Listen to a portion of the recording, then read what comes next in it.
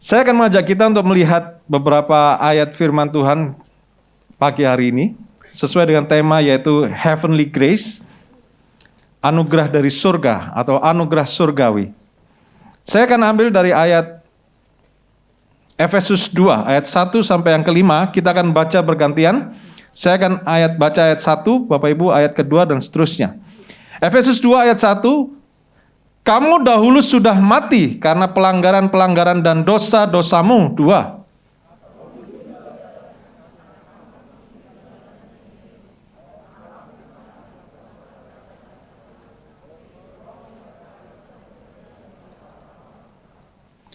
Sebenarnya dahulu kami semua juga terhitung di antara mereka ketika kami hidup di dalam hawa nafsu daging dan menuruti kehendak daging dan pikiran kami yang jahat. Pada dasarnya kami adalah orang-orang yang harus dimurkai sama seperti mereka yang lain. 4.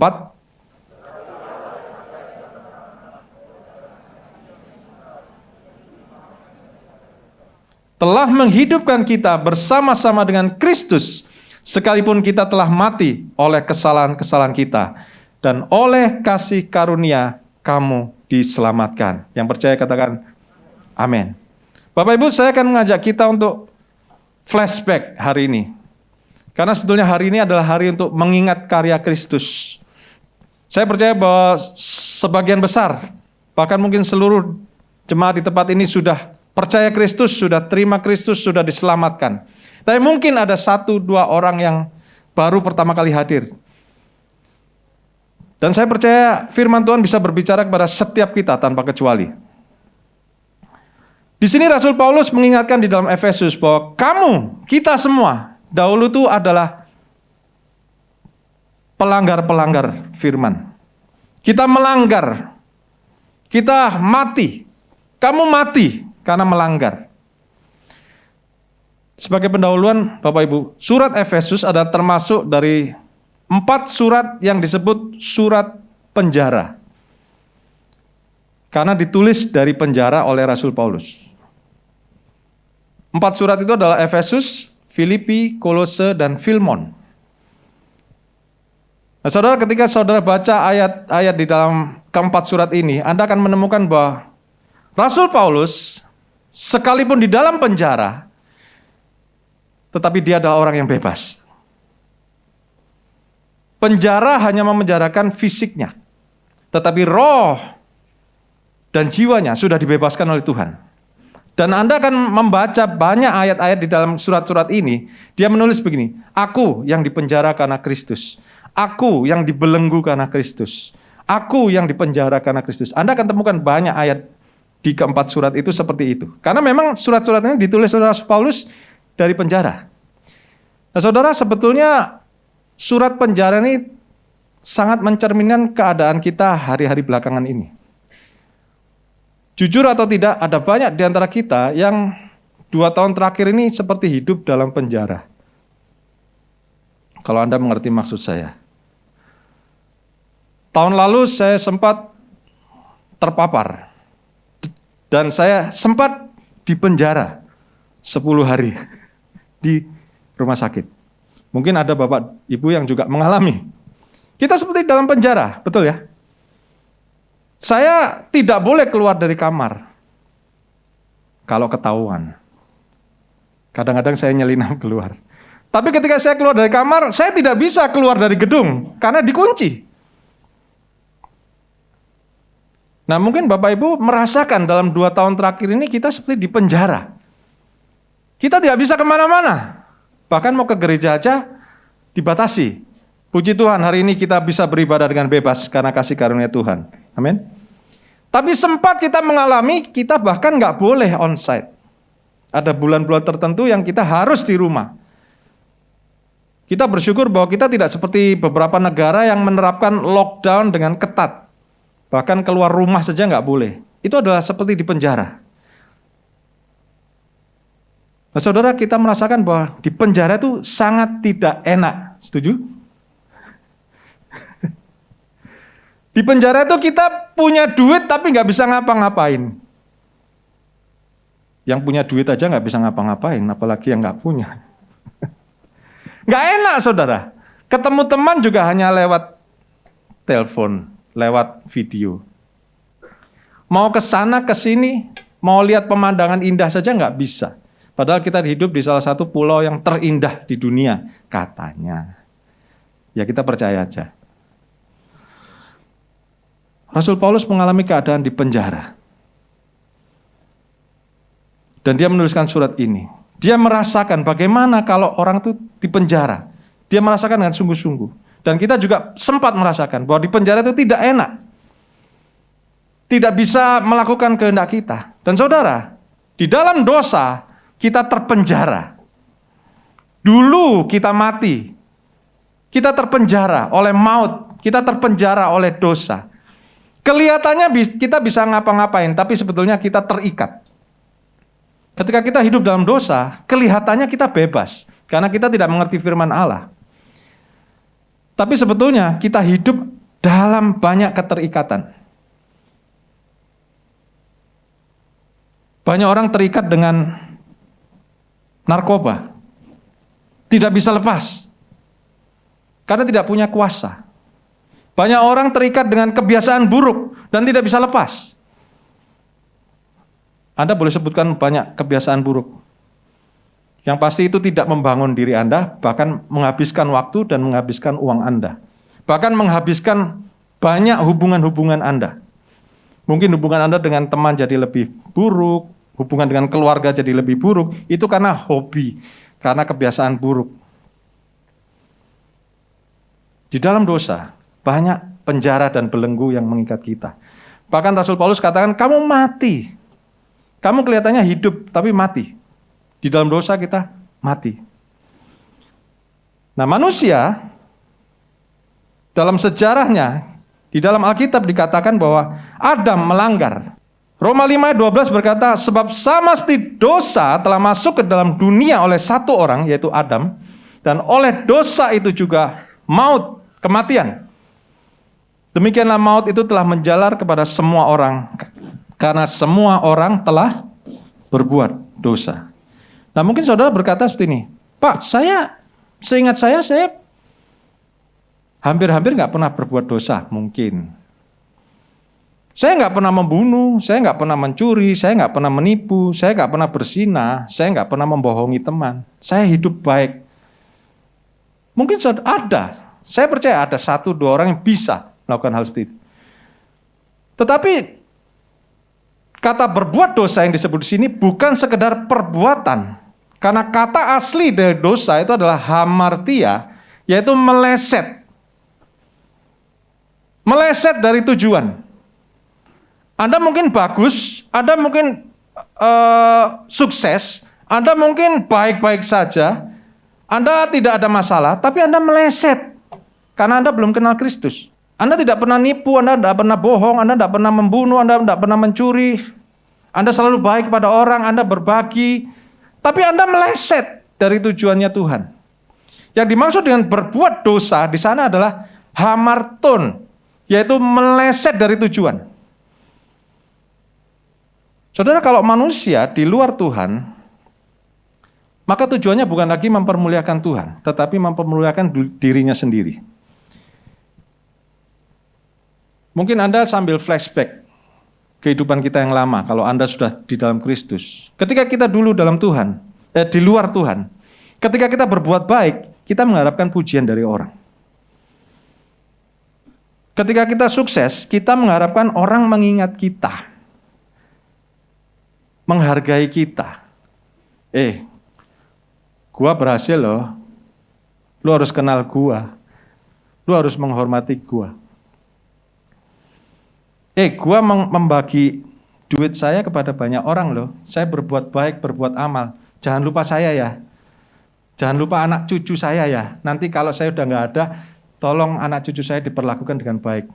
Maaf, kadang-kadang manusia berbuat seperti itu. Jadi apa yang dia lakukan bukan untuk orang lain sebetulnya, tapi untuk dirinya.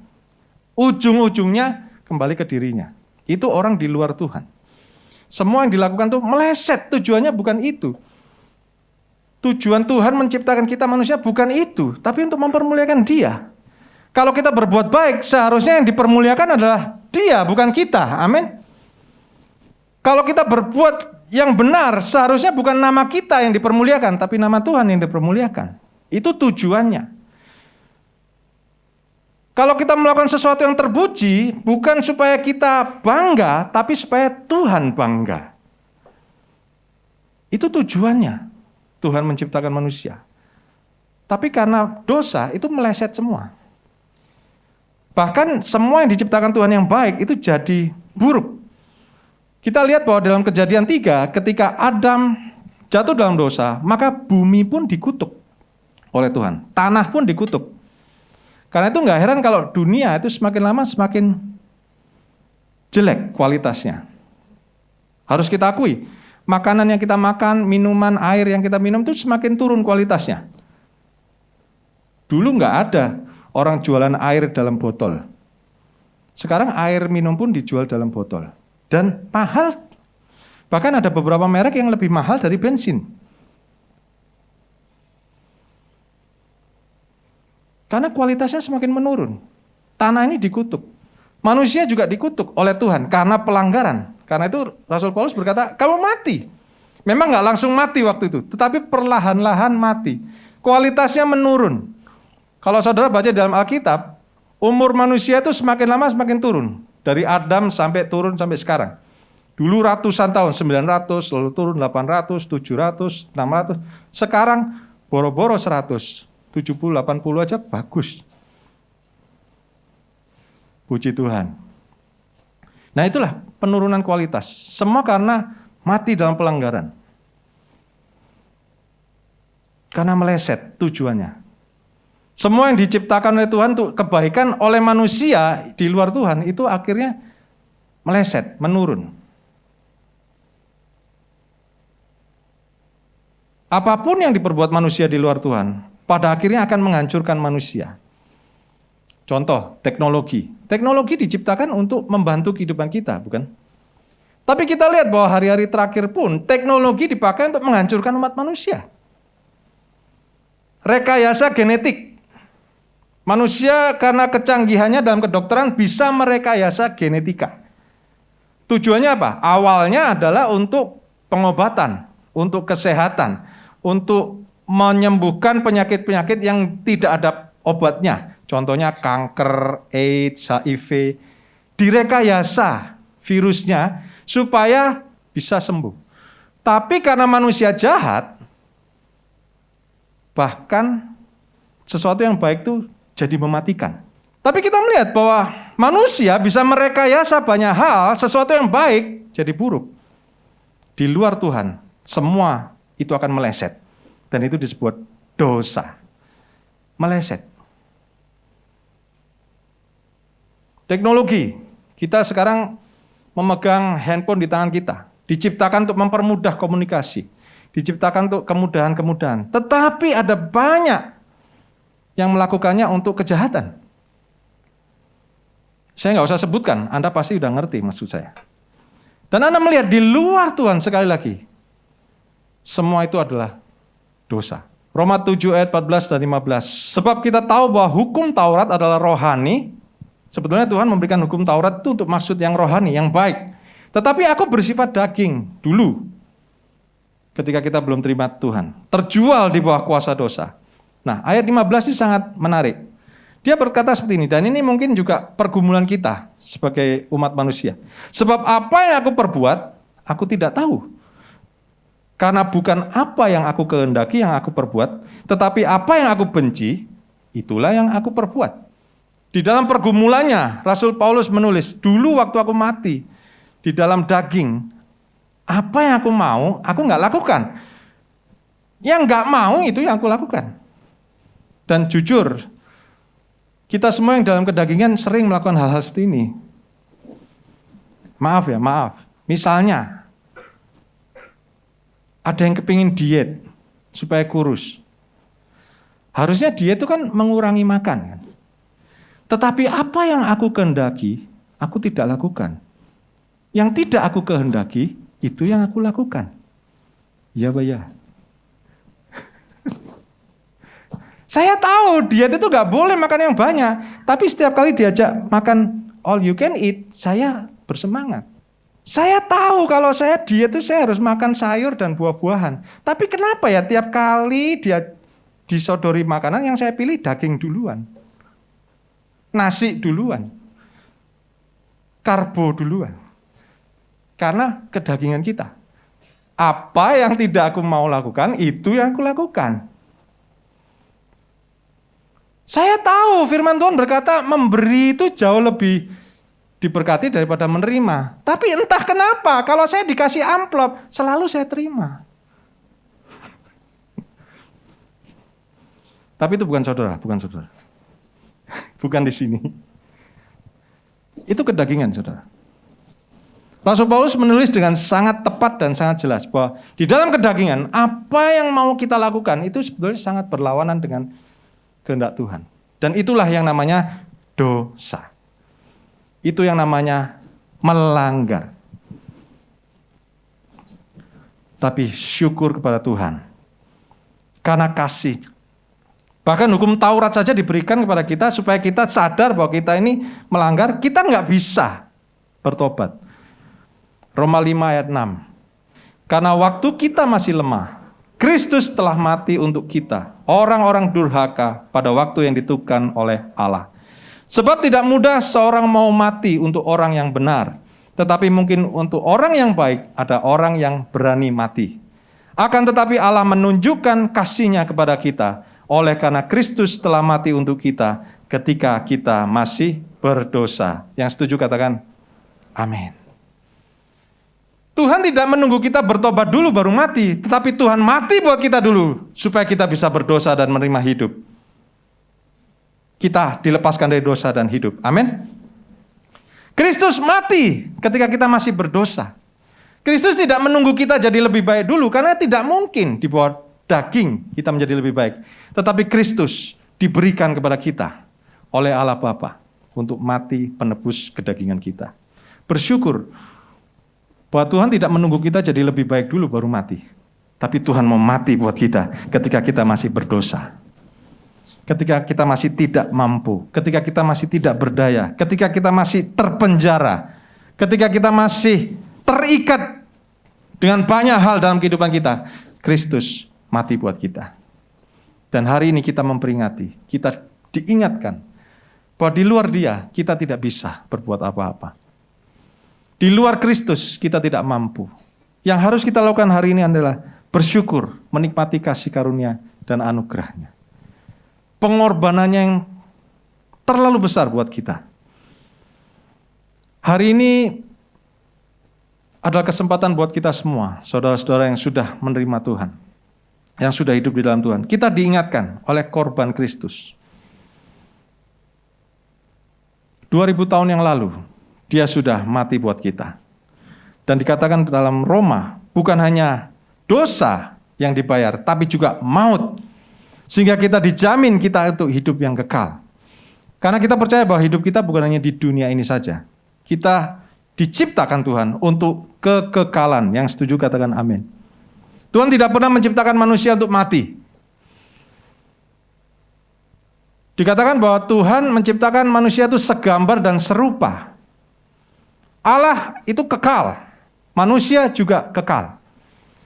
Tapi bedanya, Allah tidak ada awalnya, kita ada awalnya. Tetapi kita sama-sama tiada akhir, karena kita sama-sama kekal.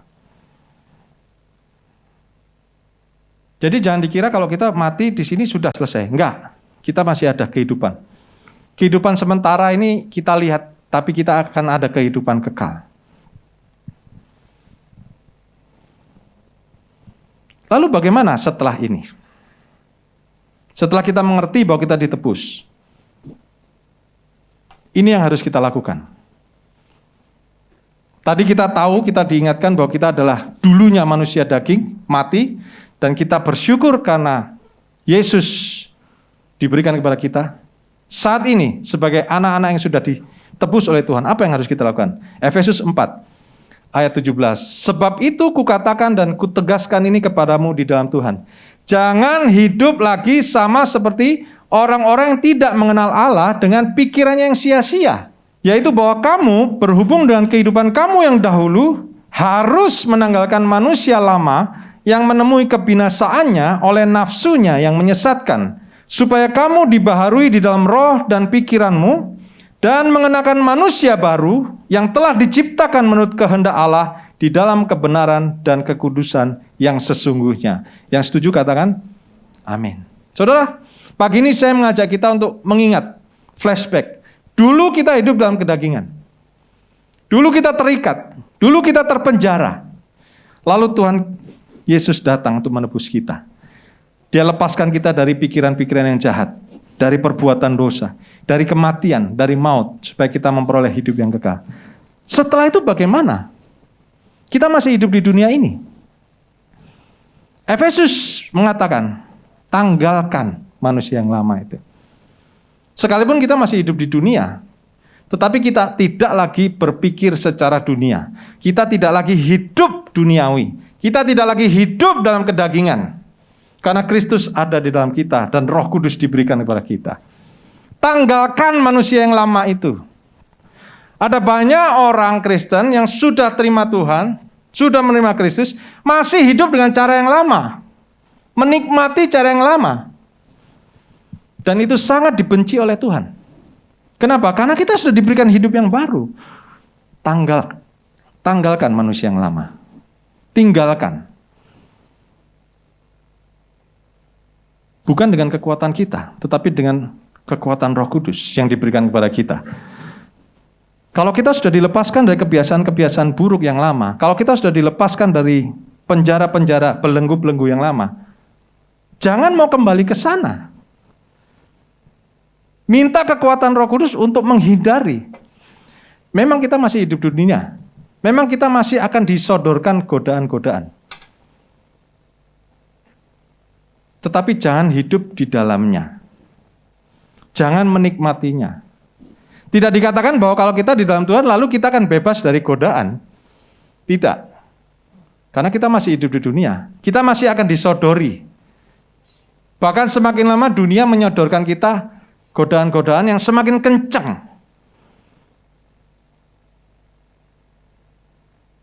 Sebagai anak Tuhan kita bukan hidup kedap. Anda ngerti ya, kedap. Jadi yang lain itu mengalami, saya nggak mengalami. Enggak. Yang lain terpapar virus, kita juga terpapar virus. Tetapi yang membedakan adalah kita ada dalam perlindungan Tuhan. Kita ada dalam damai sejahtera Tuhan. Kalaupun kita kena, kita tidak stres. Kita tidak ketakutan. Amin. Ada banyak orang yang walaupun nggak kena, nggak terpapar, tapi hidupnya stres. Sampai hari ini saya ada beberapa teman yang nggak pernah keluar rumah sama sekali. Ada. Walaupun sudah vaksin 2 kali, walaupun sudah booster, tetap tidak berani keluar rumah. Kenapa? Takut, stres, khawatir, curiga, apalah, sebutkan semua kosakatanya. Nanti kalau ada orang datang curiga, sudah divaksin belum? Sudah booster belum? Sudah cuci tangan belum?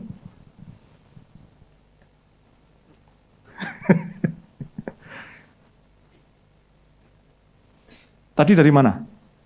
Habis dari kerumunan ya? Terus curiga, terus takut, terus. Beli makanan, direbus dulu. Yang senyum-senyum tuh kayaknya melakukan. Dipanasin dulu supaya virus-virus mati. Memang kita harus hati-hati, tapi kita tidak perlu stres dan curiga berlebihan. Amin. Nggak perlu parno.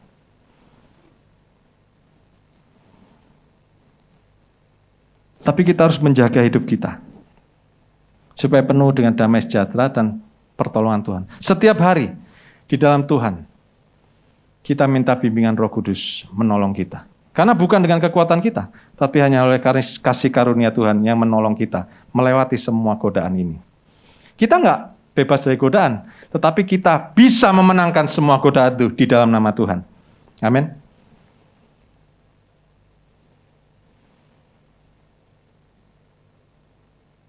Sampailah saya pada kesimpulan. Yesus mati di kayu salib supaya aku bisa hidup dan aku hidup di dalam Dia. Tapi jangan lupa, hidup kita yang lama juga harus disalibkan supaya Kristus hidup di dalam kita. Amin.